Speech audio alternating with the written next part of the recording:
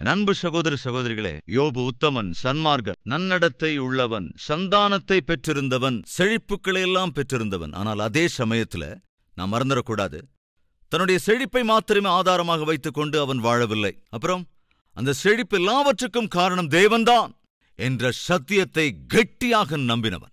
எனக்கு இருக்கிற இந்த செழிப்புக்கு, என்னுடைய சந்தானங்களுக்கு, நான் பெற்றிருக்கிற சந்தோஷத்துக்கு ஆதாரம் யாருங்க? தேவன்தான் என்று முழுமையாக யோபு நம்பினான். சகோதர சகோதரிகளை நாமும் நம்பினால் நல்லது. இன்று நீ எதை பெற்றிருந்தாலும் அல்லது நீ எதை வாங்கிக் கொண்டாலும், என் கஷ்டத்தினாலதான் ஆண்டவரே நான் வாங்கியிருக்கேன், எத்தனையோ காலமா கார் வாங்கணும்னு இப்போ வாங்கியிருக்கிறேன். தப்பி தவறி கார் ஏதாவது ஆக்சிடென்ட்ல மாட்டி எங்கேயாவது சொட்டை ஆயிடுச்சுன்னா, ஆண்டவரே 10 வருஷமா சேர்த்து வச்சு போனோம். எப்படிங்க 10 வருஷமா கஷ்டப்பட்டு சேர்த்து வச்சு கஷ்டப்பட்டு வாங்கியிருக்க ஆண்டவரே, இன்னைக்கு இப்படி ஆயிப்போச்சு என்று நினைத்தால் அது உண்மை அல்லவே அல்ல. கஷ்டப்பட்டதுக்கான சக்தியை உனக்கு கொடுத்தது யாரு? உங்க தாத்தா கொடுத்தாரா? எங்க தாத்தா பயங்கர திடகாத்திரமானவருங்க. உங்க தாத்தா திடகாத்திரமானவரா இருக்கலாம், அல்லது நான் சாப்பிட்ட புரோட்டீன் ஃபுட் அப்படிப்பட்டதுங்க. இதெல்லாம் சும்மாங்க. அந்த புரோட்டீன் ஃபுட்டை கூட உனக்கு தந்தது யாரு? உன் தாத்தாவும் உனக்கு கொடுத்தது யாரு? முதல்ல தேவன் தானே. அப்போ இன்று உன்னிடம் இருப்பது எதுவுமே கூட தேவன் இல்லாமல் உனக்கு கிடைத்தது அல்ல. அதனால நான் கஷ்டப்பட்டு சம்பாதிச்ச ஆண்டவரை, பிரயாசப்பட்டு சம்பாதிச்சது ஆண்டவரை, அப்படிப்பட்டது எனக்கு இல்லாம போயிடுச்சு என்ன நீ சொல்லலாம். நான் கவனி, நீ கஷ்டப்பட்ட இல்லைங்களா? நான் கஷ்டப்பட்டதுக்கு தேவையான பலனை கொடுத்தது யாரு? தேவன் தானே கொடுத்தாரு. ஒன்றை மாத்திரம் நினைவில் வைத்துக் கொள்ள வேண்டும். இன்று உன்னிடம் எது இருந்தாலும், எது என்னுடையது என்று நீ சொன்னாலும், அது உண்மையில உன்னுடையது அல்ல. தேவன் உனக்கு கொடுத்ததால் தான் அதை நீ பெற்றுக்கொண்டிருக்கிறாய். இந்த உண்மையை நீ புரிஞ்சுக்கிட்ட உன்னுடைய வாழ்க்கை ரொம்ப ரொம்ப சுலபமா இருக்கும், ரொம்ப சாஃப்டா போகுங்க. அதோட ரொம்ப சேஃபாவும் இருக்கும். ஏன்னா சொல்றேன், கவனிங்க. சன்மார்க்கன், சந்தானத்தை உடையவன், செழிப்போடே கூட வாழ்ந்தவன். அதே சமயத்துல சாத்தான் தேவனிடத்திலே போனபோது அங்கே யோபை பற்றி பேசினான். தேவன் சாத்தானிடத்துல, யோபுவை பார்த்தாயோ, என் ஊழியக்காரனாகிய யோபுவை பார்த்தாயோ, எவ்வளவு அற்புதமான நடத்தி உள்ளவன் அவன், எப்படி நீதியும் உத்தமமாய் வாழ்கிறான் அவன், எப்படி உண்மையாக வாழ்கிறான் அவன், அந்த உத்தமனான யோபுவைப் போல இந்த உலகத்திலே வேறு ஒருவனும் இல்லை என்று தேவனே யோபுவை குறித்து கனத்தோடு சொன்னபோது சாத்தான் என்ன வார்த்தை சொன்னான் தெரியுங்களா? ஏன் உங்களை கனப்படுத்த மாட்டான்? ஏன் உண்மை துதிச்சு பாடிக்கிட்டே இருக்க மாட்டான்? அவனுக்கு நல்லா கவனிங்க, சந்தானத்தை கொடுத்துருக்கீங்க, சந்தோஷத்தை கொடுத்துருக்கீங்க, நல்ல செழிப்பை கொடுத்துருக்கீங்க, எல்லாவற்றையும் கொடுத்துருக்கீங்க.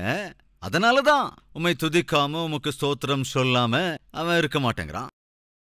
அவன் உம்மை ஆராதித்தாலும் துதித்தாலும் சேவித்துக் கொண்டிருந்தாலும் அதுக்கு காரணம் நீர் அவனுக்கு தந்த ஆசீர்வாதம் தானே. எஸ், நம்மள சில பேர் பெற்றுக்கொண்ட ஆசீர்வாதங்களுக்காக தேவனை நம்புவார்கள். ஆண்டவர் தாங்க என்ன சொஸ்தமாக்குனாரு, அதனால நான் ஆண்டவரை நம்புறேங்க. ஆண்டவர் எனக்கு நல்ல வேலையை கொடுத்தாருங்க, அதனால நான் ஆண்டவரை நம்புறேங்க. ஆண்டவர் எனக்கு அதை கொடுத்தாரு, இதை கொடுத்தாரு அப்படியெல்லாம் சொல்லுவாங்க. உதாரணத்துக்கு கர்ப்பப்பலன் இல்லாத போது தேவன் எனக்கு கர்ப்பப்பலனை கொடுத்தாருங்க, அதனால நாங்க தேவனை நம்புகிறோம். இதெல்லாம் சாதாரணமா சொல்லுகிற சாட்சிகள் தான். ஆனா கவனிங்க, எல்லாவற்றை காட்டிலும் மேன்மையான சாட்சி ஒன்று உண்டு. அது என்னவென்றால், பாவியாகிய என்னை தேவன் உயிருக்குயிராய் நேசித்து எனக்காக தம் உயிரையே கொடுத்திருக்கிறார். இதுதான் அற்புதமான சாட்சி. இப்ப என் கேள்வி, எது நிலையில இருக்கும் யோசிச்சு பாருங்க. என் வயிற்று வலிய ஆண்டவர் குறைச்சிட்டாருங்க, அதனால நான் அவரை நம்புறேங்க. நாளைக்கு காலையில கண்டது கடி தின திருப்பியும் வயிற்று வலி வரும், அப்ப தேவனை விட்டுருவியா? யோசிச்சு பாருங்க. வேலையை ஆண்டவர் எனக்கு கொடுத்தாரு, அதனால நான் ஆண்டவரை நம்புறேன். நீ ஏதோ வேலை கிடைச்சி சோம்பேறித்தனமா அப்படியே படுத்துக்கிட்டு இருந்தேன்னு வச்சுக்கோ, அந்த வேலையை விட்டு உன்னை தூக்கிடுவாங்க. என்ன ஆண்டவரை நீங்க இப்படி பண்றீங்க? கொடுத்த வேலையை கொடுத்து எடுக்கிற மாதிரி எடுத்துட்டீங்களே. தயவு செஞ்சு கவனிங்க, திரும்ப திரும்ப சொல்றேன். நீ தேவன் அருளுகிற வரங்களுக்காக தேவனிடத்தில் வருவாய் என்றால், அந்த வரங்கள் உன்னை விட்டு போகும்போது தேவனையும் கூட விட்டு விடுவாய். எனவே நீ தேவனை தேடி வரவேண்டியது ஏதோ வெகுமதிகளுக்காக அல்ல. அப்புறம் அவர் உன்னை தம்முடைய உயிருக்குயிரா நேசித்தார் என்கிற உண்மையை உணர்ந்து கொண்டு, அவர் உனக்காக சிலுவையிலே மரித்தார் என்ற சத்தியத்தை ஏற்றுக்கொண்டு கிறிஸ்துவை உன் இரட்சகராக ஏற்றுக்கொள்வாய் என்றால், இந்த உலகத்துல எது இருந்தாலும் எது இல்லைன்னாலும் நீ கிறிஸ்துவை எப்போதும் பற்றி கொண்டு வாழ்வாய். இதுதாங்க அச்சு அசலான விசுவாசம். மறுபடியும் சொல்றேன், அன்பு சகோதர சகோதரிகளே, நீங்கள் தேவனிடத்திற்கு வெகுமதிகளை தேடி வருவீர்கள் என்றால், இந்த வெகுமதி வரங்கள் எல்லாம் போகும்போது தேவனையும் விட்டுருவீங்க. ஆனால் அதே தேவனிடத்திற்கு அவர் காண்பிக்கிற அன்பை, அவர் வெளிப்படுத்துகிற கிருபை, அவருடைய இரக்கத்தை, சிலுவையில் செய்த தியாகத்தை நீ நன்றாக புரிந்து கொண்டு அவருடைய அன்புக்கு உன்னை நீ அர்ப்பணிப்பாய் என்றால் இந்த உலகத்தில் எது இருந்தாலும் இல்லாவிட்டாலும் அவரை சார்ந்து கொண்டிருப்பாய், அவரை விட்டு விலக மாட்டாய். மனிதனுக்கு தேவை வரங்கள் அல்ல, வரங்களை அருளுகிற தேவன்தான். என்னுடைய கேள்வி, அன்பு சகோதரனே சகோதரியே, இன்று நீ ஆண்டவரை விசுவாசிக்கிறாயா? ஆம் என்றால் அது வரங்களுக்காகவா அல்லது வரங்களை அருளுகிற தேவனுடைய அன்புக்காகவா? எதன் அடிப்படையில் தேவனை சேவிக்கிறாய்? கொஞ்சம் யோசித்துப்பார். யோபு வரங்களின் அடிப்படையிலே தேவனை சேவித்ததாக சாத்தான் பொய்க்குற்றம் சுமத்துகிறான். அவன் எதுக்காக உண்மை சேவிக்கிறான் தெரியுமா? எல்லாத்தையும் கொடுத்திருக்கீங்களே, சந்தானத்தை கொடுத்தீர், சந்தோஷத்தை கொடுத்தீர், செழிப்பை கொடுத்தீர், சகல ஆசீர்வாதத்தையும் கொடுத்திருக்கிறீர். அதனாலதான் அவன் ஸ்தோத்திரம் ஸ்தோத்திரம் ஸ்தோத்திரம் ஸ்தோத்திரம்ட்டே இருக்கிறான். வரங்களை கொடுத்தா யாரா இருந்தாலும் ஸ்தோத்திரம் ஸ்தோத்திரம்னு சொல்லுவாங்க. வரத்தை எடுத்து பாருங்க, அப்பதான் சுயரூபம் வெளியே வரும். இது கூட உண்மையா இல்லையா? யோசிச்சு பாருங்க. இன்னைக்கு தேவனிடத்துல எதற்காக நாம் ஜெபிக்கிறோம்? நாம் ஜெபித்தால் தேவன் பதில் தருவாருங்க. தேவன் கருணையா இரக்கம் காண்பிப்பாருங்க. தேவன் உழைப்புக்கேற்ற உயர்வை கண்டிப்பா கொடுப்பாருங்க. தேவன் என்னுடைய கண்ணீரை எல்லாம் தொடச்சிருவாருங்க. தேவன் எனக்கு பினான்சியலா ஒரு உயர்வை தருவாருங்க. அவர்கிட்ட ஜெபம் பண்ண ஒரு வேலையை கொடுத்துருவாருங்க. காணிக்க கொடுத்தா அது கேட்ட பலன் திரும்ப எனக்கு கட்டாயம் ஒரு 100 மடங்காவது திருப்பி தருவாருங்க. இப்படிப்பட்ட யோசனைகளோடு நாம் இருக்கிறோம். ஒருவேளை நீ தசமபாகம் கொடுத்தாலுமே கூட தேவன் உன்னை உயர்த்தலைன்னா அப்ப தருவியா? யோசிச்சு பாரு. நீ ஜெபிக்கிற போதும் தேவன் உனக்கு பதில் தராவிட்டால் தொடர்ந்து நீ ஜெபிப்பாயா? உன் வியாதிக்காக கண்ணீர் விட்டு ஜெபிக்கிறாய், அந்த வியாதி குறையவே இல்லை, இருந்தாலும் நீ தேவனை சேவிக்கிறாயா? எவ்வளவுதான் ஜெபித்த போதும் கற்ப பலன் வரவே இல்லை, இருந்தாலும் தேவனை சேவிப்பாயா? எவ்வளவு விண்ணப்பம் பண்ணாலும் கணவன் மனைவி மாறவே இல்லை, இருந்தாலும் தேவனை நீ சேவிப்பாயா? எவ்வளவுதான் ஜெபித்தாலும் உன் வாழ்க்கையிலே சுகத்தை, சௌக்கியத்தை, சமாதானத்தை, சந்தோஷத்தை பார்க்க முடியவே இல்லை. எல்லாம் அப்படியே தான் இருக்கு. என்னுடைய பாடுகள் அப்படியே தான் இருக்கு. அடி மேல அடி விழுந்துகிட்டே தான் இருக்கு. கஷ்டத்துக்கு மேல கஷ்டம் வந்துகிட்டே தான் இருக்கு. அட்லீஸ்ட் நிம்மதியா தூங்கலானா கூட கண்ணுக்கு ஒரு காலம் நித்திரையே இல்லாம போயிடுது. அப்பவும் ஜெபிப்பாயா? ஆண்டவரை நம்பிக்கொண்டிருப்பாயா? நம்புவேன் பிரதர் என்றால் உண்மையாக நீதான் விசுவாசி, சந்தேகமில்லை. ஏனென்றால் இந்த உலகத்தில் எதுவுமே உனக்கு இல்லாவிட்டாலும் எனக்கு தேவன் இருக்கிறார் போதும் என்ற விசுவாசம் இருக்கிறது அல்லவா? அதுதான் அசலான ஒரு விசுவாசி என்பவனுக்குள்ள இருக்கிற விசுவாசம். இந்த இடத்துல தாங்க நம்ம சாத்தான் போட்டி போடுறான் தேவனிடத்துல. கவனிங்க, யோபுமை தொடர்ந்து சேவிக்கிறான் என்றால் யோபுக்கு நீங்க எல்லாத்தையும் அருளிருக்கீங்க, அதனாலதான் பாடிக்கிட்டே இருக்கான். அதை எடுத்து பாருங்க. கொடுத்த எல்லாத்தையும் அவனை விட்டு எடுத்து போடுங்க. அப்ப அவனுடைய சுயரூபம் வெளியில தெரிய வரும். யோபு அப்படிப்பட்டவன் அல்ல, அப்படிப்பட்டவன் தான். அப்படியா? சரி, உனக்கு பர்மிஷன் தரேன். யோபனுடைய பிராணனுக்கு மாத்திரம் ஒன்றும் பண்ணக்கூடாது. எதை சார்ந்து யோபு என்னை சேவிக்கிறான் என்று நீ நினைக்கிறாயோ அவைகளை அவனை விட்டு எடுக்கிற உரிமை தருகிறேன் என்று தேவன் என்று சாத்தானுக்கு அந்த பர்மிஷன் கொடுத்தாருங்க. ஒரே நாள்ல கேட்கக்கூடாத செய்தியெல்லாம் யோபு கேட்க வேண்டியிருந்தது. செழிப்போடு இருந்தவன், சந்தானங்களை உடையவனாயிருந்தவன், சந்தோஷத்தை அனுபவித்துக் கொண்டிருந்தவன், சகல ஆசீர்வாதங்களெல்லாம் ஆசீர்வதிக்கப்பட்டிருந்தவன். சடனாக யாரோ வருகிறார்கள். வாசிக்கலாம் பாருங்க. யோபு 1:13. பின்பு ஒரு நாள் யோபுடைய குமாரரும் அவன் குமாரத்திகளும் தங்கள் மூத்த சகோதரன் வீட்டிலே புசித்து திராட்சரசம் குடிக்கிற போது ஒரு ஆள் அவனிடத்தில் வந்து, எருதுகள் உழுகிற போது கழுதைகள் அவைகளின் பக்கத்திலே மேய்ந்து கொண்டிருக்கையில் சபேயர் அவைகள் மேல் விழுந்து அவைகளை சாய்த்து கொண்டு போனார்கள். வேலையாட்களையும் பட்டய கருக்கினால் வெட்டி போட்டார்கள். நான் ஒருவன் மாத்திரம் தப்பி அதை உமக்கு அறிவிக்கும்படி வந்தேன் என்றான். சடனா சத்துருக்கள் வந்து எருதுகளையும் காளைகளையும் அபகரித்து வேலையாட்களையும் கொன்று போட்டுவிட்டு போய்விட்டார்கள். ஏற்கனவே நம்ம வாசிக்கும் போது எருதுகள் இருந்ததாம், அதாவது 500 ஏர் மாடுகள், அதே போல 500 கழுதைகளும் இருந்ததாம். எல்லாவற்றையும் இழந்து போனான். ஆஸ்தியில கொஞ்சம் பாகத்தை திடீர்னு இழந்து போகிறான். அட, என்னது திடீர்னு இப்படி நஷ்டம் வந்துருச்சு? என்னுடைய ஆஸ்தியில ஏன் கொஞ்சத்தை இப்படி திடீர்னு இழந்து போயிருக்கோம்? என்ன பிரச்சனை? எதுக்காக சபையர் வந்தாங்க? ஏன் இப்படி அபகரிச்சுட்டு போனாங்க? என் வேலையாட்களை ஏன் கொண்டு போட்டுட்டாங்க? என்ன நடக்குது என்று குழப்பத்தோடு யோசித்துக் கொண்டிருக்கையில், இவன் இப்படி பேசிக் கொண்டிருக்கையில் வேறொருவன் வந்து வானத்திலிருந்து தேவனுடைய அக்கினி விழுந்து ஆடுகளையும் வேலையாட்களையும் சுட்டரித்து போட்டது. எருதுகள் போயிற்று, கழுதைகளும் போயிற்று, இப்ப ஆடுகளும் போயிடுச்சு. என்னதான் நடக்குது? என்னது ஒன்னு பின்னால ஒன்னு, ஒண்ணுக்கு பின்னால ஒன்னு இப்ப நாம இழந்து போயிட்டே இருக்கிறோம். இன்னைக்கு நம்மத்தில யாராவது இருக்கீங்களா? ஒன்றன் பின் ஒன்றாக நான் இழந்து கொண்டே இருக்கிறேன். சமீபத்தில் என்னுடைய நிலங்களை நான் இழந்து போனேன். அதன் பிறகு இருந்த வயலை இழந்து போனேன். அதன் பின்பு வீட்டையும் கூட இழந்து போனேன். அதைத் தொடர்ந்து என்னுடைய வாகனத்தையும் நான் இழந்து போனேன். ஒன்றன் பின் ஒன்றாக நான் இழந்து போய்கொண்டே இருக்கிறேன். என்னுடைய வாழ்க்கையில் என்னதான் நடக்கிறது? ஏன் இப்படி இழந்து கொண்டே இருக்கிறேன் என்ற கேள்வி ஒருவேளை உன்னை உலுக்கிக் கொண்டிருக்கலாம் அல்லது உலுக்கி இருந்திருக்கலாம். அதே கேள்விதான் அன்று யோபையும் உலுக்கி போட்டது. என்னது, எருதுகள் போயிடுச்சுனாங்க, கழுதைகள் போயிடுச்சுனாங்க, இப்ப சடனா இன்னொருத்தன் வந்து வேலையாட்கள் கூட செத்து போயிட்டாங்க, ஆடுகளும் போயிடுச்சுங்கிறாங்க, என்னதான் நடக்குது என்னுடைய வாழ்க்கையில என்று யோசனை செய்து ஒரு நிதானத்துக்கு வர்றதுக்குள்ளேயே இன்னொருவன் வந்து, இவன் இப்படி பேசிக் கொண்டிருக்கையில் வேறொருவன் வந்து, கல்தேயர் 3 பவுஞ்சாய் வந்து ஒட்டகங்கள் மேல் விழுந்து அவைகளை ஓட்டிக்கொண்டு போனார்கள், வேலையாட்களையும் பட்டய கருக்கினால் வெட்டி போட்டார்கள், நான் ஒருவன் மாத்திரம் தப்பி அதை உமக்கு அறிவிக்கும்படி வந்தேன் என்றான். ஒரேடியா போயிடுச்சு நினைக்கிறீங்களா, இல்ல ஸ்டெப் பை ஸ்டெப்பா போச்சா? யோசிச்சு பாருங்க, சொல்லுங்களேன். அட் அ டைம்ல எல்லாம் போல அடி மேல அடி விழுந்துகிட்டே இருக்கு. அதாவது ஒன்றன் பின் ஒன்றாக, ஒரு பிரச்சனையை தொடர்ந்து இன்னொரு பிரச்சனை என்று, ஒரு செய்தியை தொடர்ந்து இன்னொரு செய்தி என்று யோபுவை தவிக்கும்படி செய்துவிட்டது. முதல்ல ஒரு அற்புதமான கணக்கு நாம பார்த்தோம். அது என்ன கணக்கு? 3000 ஒட்டகங்கள், 500 ஏர் மாடுகள், அதே போல 500 கழுதைகள், இதெல்லாம் ப்ராப்பர்ட்டி, யோபுவுடைய சொத்து விவரங்கள். Property details. யாருடைய சொத்து விவரம்? யோபுவின் சொத்து விவரங்கள். ஜாக்கிரதையா கவனிக்கணும். இப்பொழுது யோபு மீது விழும் இந்த அடிகளினாலே ஒன்றன் பின் ஒன்றாய் ஒன்றன் பின் ஒன்றாய் ஒன்றன் பின் ஒன்றாய் குறைஞ்சுக்கிட்டே இருக்கு. முதல்ல எருதுகள்லாம் போச்சு, ஏர்மாடுகள் போச்சு, சரி ஆடுகள் இருக்குல்ல, திடீர்னு செய்தி வருது அந்த ஆடுகளும் போயிடுச்சுன்னு. சரி, ஆடுகளை விட ஒட்டகங்கள் கொஞ்சம் விலையேற பெற்றது தானே, அந்த ஒட்டகங்களாவது இருக்குல்ல, பாத்துக்கலாம் என்று நினைத்தானோ இல்லையோ, சடனா இன்னொருத்தன் ஓடி வந்து, ஒட்டகங்கள் கூட போயிருச்சியா? அதென்னது, என்னுடைய ஆஸ்தி எல்லாம் இப்படி போயிட்டே இருக்கு, எருதுகள் போயிடுச்சு, ஆடுகளும் போயிடுச்சு, கழுதைகளும் போயிடுச்சு, விலையேற பெற்ற ஒட்டகங்களும் போயிடுச்சு. சரி, என் சந்தானத்தை விட பெரிய ஆஸ்தி அதாவது இருக்குமா என்ன? அவங்கள பார்த்துக்கிட்டு இருக்கிற காலத்தை ஹாப்பியா கழிச்சிடலாம்.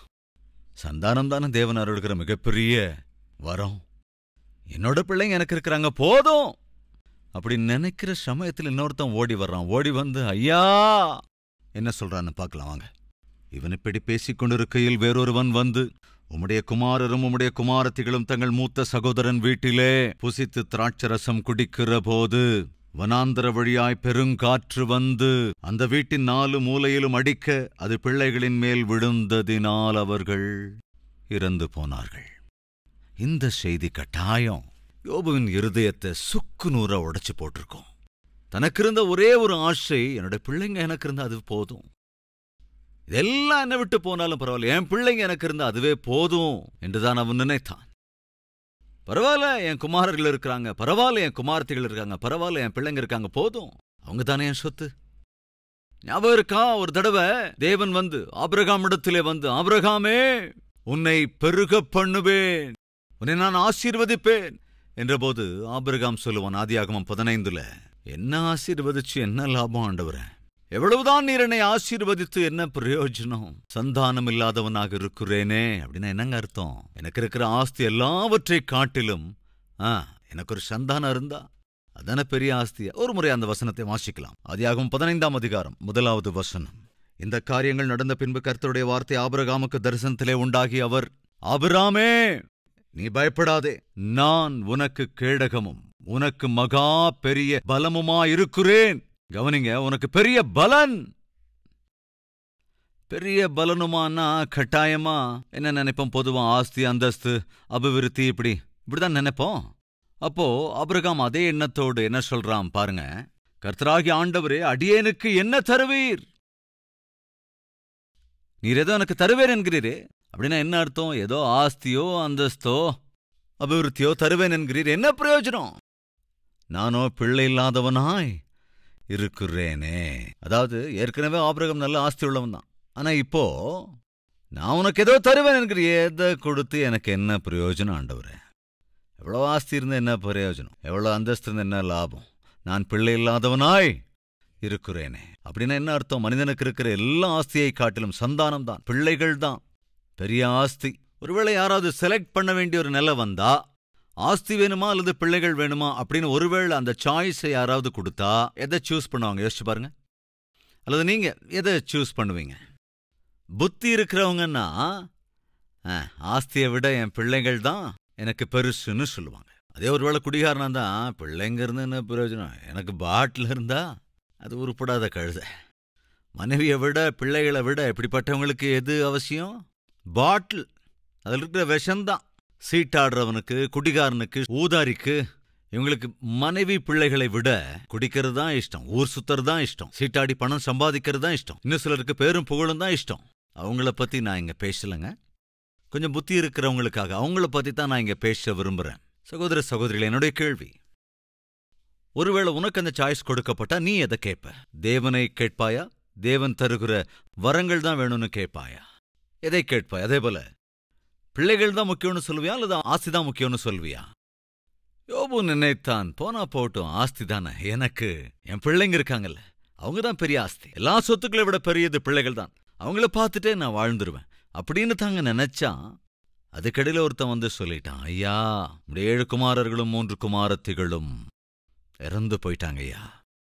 அந்த செய்தியை கேட்கும்போது ஒரு தந்தை, பிள்ளைகளை அதிகமாய் நேசிக்கிற தந்தை, பிள்ளைகளுக்காக தினந்தோறும் அதிகாலம் எழுந்து ஜெபவேலி அடைக்கிற தந்தை, தினந்தோறும் பிள்ளைகளுக்காக தேவ சந்நிதியிலே போய் நின்று பிள்ளைகளெல்லாம் அர்ப்பணித்த தந்தை, ஆவிக்குரியவர்களாய் பிள்ளைகளை வளர்த்த தந்தை, ஆவிக்குரியவைகளை அன்பு பாச நேசத்தை ஊற்றி வளர்த்த தந்தை, சடனாக அங்கே 10 ஈட்டிகளை தன் இருதயத்தில் யாராவது குத்துனா இருதயம் என்னத்துக்குங்க ஆகும்?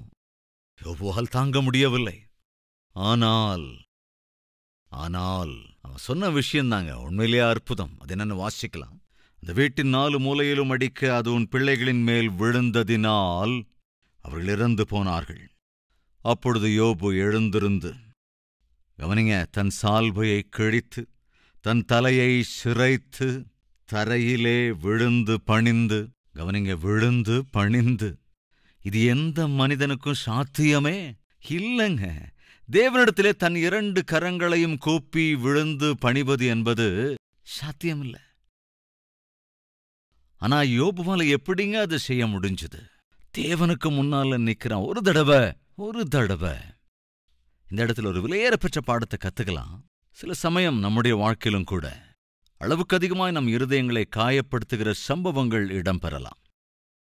உன் இருதயத்தை அப்படியே பிழிகிற சம்பவங்கள் கூட இடம்பெற்றிருக்கூடும். அந்த அவமானங்களை தாங்க முடியாமல், அந்த நிந்தையை தாங்க முடியாமல், அந்த பாரத்தை தாங்க முடியாமல் சுக்கு நூறாய் உடைந்து போகிற நிலைமைகள் ஏற்பட்டிருக்கலாம். எங்க போனா உனக்கு கொஞ்சம் ஆறுதல் கிடைக்கும்? யார்கிட்ட போய் சொன்னா கொஞ்சமாவது ஆறுதல் கிடைக்கும்? கொஞ்சம் யோசிச்சு பாருங்க. உன்னை உயிருக்குயிரா நேசிக்கிறவர்களிடத்துல இதையாவது சொன்னாதான் கொஞ்சமாவது உனக்கு ஆறுதலும் ஆதரவும் கிடைக்கும். யோபு சமஸ்தத்தையும் இழந்து போனது எங்க ஓடுனாம் பாருங்க, தேவனிடத்துல ஓடிப்போய் பணிந்து வணங்குகிறான். காரணம் என்னவென்றால், தேவனே, உம்மை தவிர வேறு யாரிடத்துல என்னால சொல்ல முடியும் என்னுடைய பாரங்களை? உம்மை தவிர வேறு யாரிடத்துல சொன்னா இந்த உள்ளத்தில் ஏற்பட்ட காயங்கள்லாம் ஆறும்? ஐயா, என் உள்ளத்துல ரத்தமா ஓடுதையா. உம்மை தவிர வேறு யாரிடத்துல என்னால சொல்ல முடியும்? சகோதரனே, சகோதரியே, இதுதான் உண்மையான உத்தமமான ஆவிக்குரிய நடத்தை. நாம ஜெபித்தாலும் நாம கேட்டாலும் ஒருவேளை நமக்கு பதில் வரலன்னா உடனே ஆண்டவர்கிட்ட கோவிச்சுக்கிறோம். தேவனுடைய ஆலயத்தை நினைச்சு கோவிக்கிறோம். தேவனுடைய சந்நிதியே நாம கோவிச்சுக்கிறோம். ஜெபம் செய்யறது கூட கஷ்டம். வசனத்து மேல ஒரு கோபம். நான் எதுக்காக ஜெபம் பண்ணணும்? எதுக்காக பைபிள் வாசிக்கணும்? எதுக்காக ஆலயத்துக்கு போகணும்? எதுக்கு காணிக்கை கொடுக்கணும்? எதுக்கு ஆண்டவரோட பேசணும்? அவர் இப்ப என்ன செஞ்சுட்டாரு? இருக்கிற எல்லாத்தையும் அப்படி எடுத்துட்டாரு. இருந்த வேலையும் போயிடுச்சு. பிள்ளைகளை என்ன விட்டு பிரிச்சுட்டாரு. குடும்பத்தையும் கொலைச்சிட்டாரு. யாரு? இதெல்லாம் தேவன் செஞ்சாரா? ஆனா அப்படி தேவனிடத்துல கோவிச்சுக்கோ நாம. யோபு தன்னுடைய சமஸ்தத்தையும் அவன் இழந்து போய் நின்றபோது தன்னுடைய பாடுகளை யாரிடத்துல சொல்லணும்? யாரிடத்துல சொன்னால் என் பாரத்துக்கு அது கொஞ்சம் ஆறுதலாக இருக்கும்? தன்னுடைய சிந்தையிலே வந்தது ஒரே ஒரு யோசனைதான். என்னவென்றால், தேவனுடைய சந்நிதிதான். நேராக ஓடி சாஷ்டாங்கமாய் விழுந்து பணிந்து அங்க என்ன சொல்றான் பார்க்கலாம். நிர்வாணியாய் என் தாயின் கர்ப்பத்திலிருந்து வந்தேன். நிர்வாணியாய் அவ்விடத்துக்கு திரும்புவேன் என்றான்.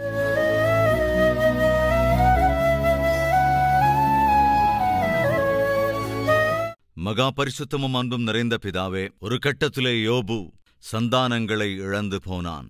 தன் செழிப்பை இழந்து போனான். சகல ஆஸ்திகளையும் இழந்து போனான். ஆனால் சன்மார்க்க நன்னடத்தையை மாத்திரம் இழந்து போகவே இல்லை. உம்மை குறித்து தான் வைத்திருந்த, ஆண்டவரே, நல்லிருதயத்தை மாத்திரம் அவன் இழந்து போய்விடவில்லை.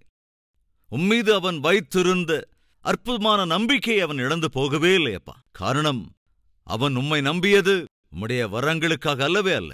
உம்மை அவன் நம்பினான். எனவேதான் நீர் மட்டும் இருந்தால் போதும் என்ற நம்பிக்கையோட கூட தன்னுடைய வாழ்க்கையை நிலைநிறுத்திக் கொண்டான், ஸ்திரப்படுத்திக் கொண்டான். ஆண்டவரே, இந்த உலகத்திலே எதுவும் எங்களுடையது அல்ல, எதையும் நாங்கள் கொண்டு வரவில்லை, எதையும் நாங்கள் கொண்டு போகவும் மாட்டோம். நிர்வாணிகளாக வந்தோம், நிர்வாணிகளாகவே போய்விடுவோம். எதுவும் நிரந்தரமும் அல்ல, எதுவும் சொந்தமும் அல்ல. என்னுடையது என்னுடையது என்பதற்கு வாய்ப்பே இல்லை. இதுதான் உண்மை. இந்த உண்மையின் மீது எங்கள் வாழ்க்கையை நாங்கள் கட்டிக்கொள்வோம் என்றால் எதற்கும் பயப்பட தேவையில்லை, எதற்கும் கலங்கவும் தேவையில்லை, எதற்கும் ஆண்டவரே திகைக்க வேண்டியதில்லை. உம்மையே ஆண்டவரே நாங்கள் சார்ந்திருப்போம், உம்முடைய சந்நிதியை சேவிப்போம், உம்மையே துதிப்போம். ஆண்டவரே, உம்மீதே எங்கள் வாழ்க்கையை சார்ந்ததாக்கிக் கொண்டு தொடர்ந்து கொண்டே இருப்போம். யோபுக்குள்ளிருந்த அப்படிப்பட்ட அற்புதமான ஆவிக்குரிய வாழ்க்கை எங்களுக்கும் அருள வேண்டுமென்றும், இந்த வெளியேறப்பெற்ற அஸ்திவாரத்தை அமைத்து எங்கள் வாழ்க்கை முழுவதும் நாங்கள் நிலைநிற்க கிருபை அருள வேண்டுமென்றும் இயேசுவின் நாமத்தில் வேண்டிக் கொள்கிறோம் பிதாவே. ஆமென்.